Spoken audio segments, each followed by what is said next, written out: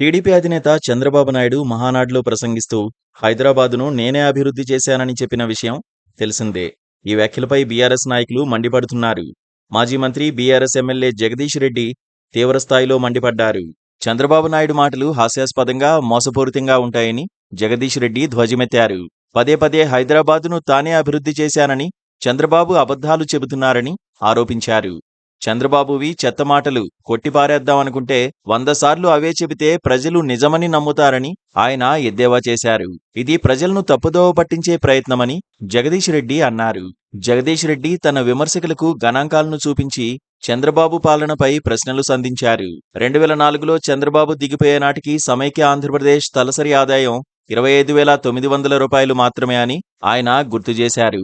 ఆ తర్వాత 2014 నుండి 2019 వరకు చంద్రబాబు ఆంధ్రప్రదేశ్ను 5 ఏళ్లు పరిపాలిస్తే, అదే సమయంలో తెలంగాణను కేసీఆర్ 9 ఏళ్లు పాలించారని జగదీష్ రెడ్డి ప్రస్తావించారు.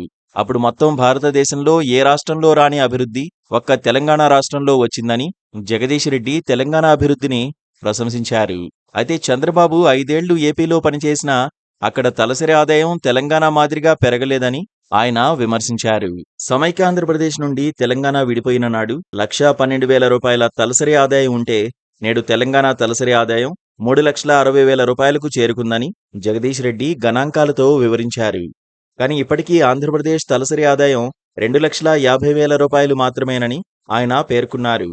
నిజంగా మీ పరిపాలన గొప్పదే అయితే ఎందుకు ఆంధ్రప్రదేశ్ రాష్ట్రంలో తలసరి ఆదాయం పెరగలేదని జగదీష్ రెడ్డి చంద్రబాబును ప్రశ్నించారు. Please subscribe to KTV Telugu. KTV Telugu. KTV Telugu. KTV Telugu channel.